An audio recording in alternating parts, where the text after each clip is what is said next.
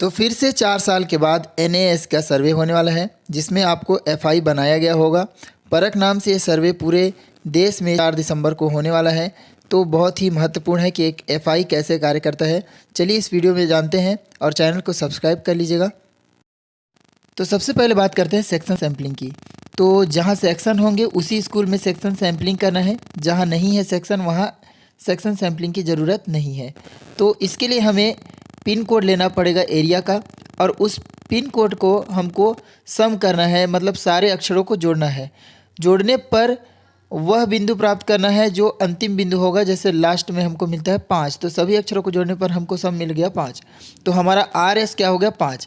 अब हम इसको 5 बार घुमाएंगे। अगर 3 सेक्शन है तो A से B 1, B से C 2, C से A 3, A से B 4 और B से C 5। तो C सेक्शन हमारा जो है वहीं हमको A परीक्षा लेनी है।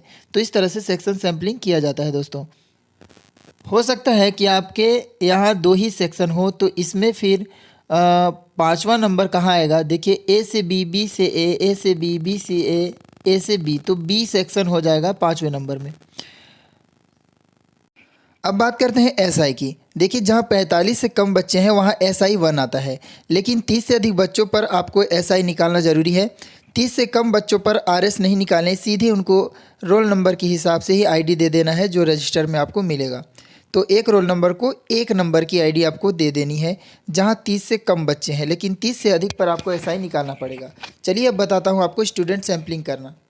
तो दोस्तों 30 बच्चों का SI निकालेंगे। 30 स्टूडेंट से 30 बच्चों को भाग देंगे, 1 निकलेगा SI। हमारा RS 3 है, लेकिन RS की यहाँ आवश्यकता नहीं है, इसलिए यहाँ डायरेक्ट ही रजिस्टर में जो रोल नंबर है उसी रोल नंबर को हम ID के रूप में दे देंगे। 1 से 30 तक को रोल नंबर हम दे देंगे। अब बात करते हैं 30 से ज़्यादा स्टूडेंट, जैसे 50। तो यहाँ पास RS है 5, जो कि रोल नंबर 1 होगा। SI हम निकालेंगे तो हमको मिलेगा 1.6 या 2। तो सेकेंड जो होगा वो 2 के अंतर में होगा। तो 5 से दूसरा रोल नंबर हो सकता है 7। चलिए इसी स्टूडेंट क्रम में हम ये सब रफ कॉपी में करना है आपको। रफ कॉपी में या एक पेज ले ले ब्लैंक शीट, उसमें और सबको दे दें। जो एब्सेंट है उसको भी रोल नंबर आपको देना है, बाद में हम इसमें सुधार करेंगे। तो मैंने ये 4 एब्सेंट रखा है अपने इस एग्जाम्पल में। सबसे पहले मैं इनको रोल नंबर देता हूँ। 5 से स्टार्ट करूँगा और 2 के अंतर में मैं देते जाऊँगा। सबको रोल नंबर दूँगा, एब्सेंट को भी देना है, ठीक है।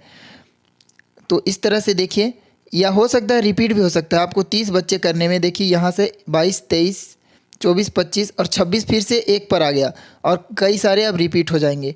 तो ये रिपीट हो गया दोस्तों, ये बहुत बड़ी प्रॉब्लम है। अब मैं आपको बताऊंगा कैसे इसको सुधार करते हैं। तो अब मैं फिर से रोल नंबर देता हूँ जैसा कि हमने पहले दिया था, लेकिन अब जो एब्सेंट है हम उसके आगे वाले को रोल नंबर दे देंगे। तो देखिए 5 से स्टार्ट करता हूँ मैं RS के हिसाब से। 1 रोल नंबर 5 हो जाएगा, 7 हो जाएगा 2 रोल नंबर। इसी तरह से मैं सबको देते जाऊंगा।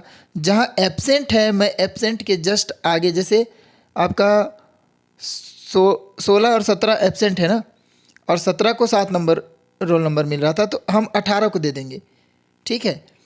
तो 18 को 7 नंबर दे दिया। इसी तरह हम बढ़ते जाएंगे। जहाँ रिपीट हो रहा है रिपीट वाले को भी हम उसके जस्ट आगे वाले को रोल नंबर दे देते हैं। इस तरह से हमारा ये स्टूडेंट सैम्पलिंग कंप्लीट हो जाता है। ये सही तरीके से करना बहुत ज़रूरी है, इसलिए कमेंट करें अगर आपको कोई भी परेशानी इससे संबंधित है तो। अब हम बात करते हैं सीटिंग अरेंजमेंट की। तो देखिए ये एग्जांपल है 30 बच्चों को बैठाने के लिए। ऊपर से नीचे 5 के रो में और इधर से इधर आपके 6 के रो में।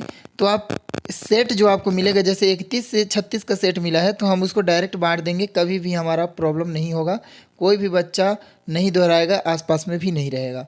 लेकिन दोस्तों आपको ये ध्यान रखना है कि जो आपको पैकेट मिलता है जिस सेट क्रम में है, चाहे वो 33 से चालू हो या 34 से चालू हो या वो 93 से चालू हो, आपको बस वैसे ही बांट देना है, उसको अपने से सुधार नहीं करना है। वीडियो देखने के लिए थैंक यू। कोई भी प्रॉब्लम हो कमेंट जरूर करें, चैनल को सब्सक्राइब कर लें। Thank you.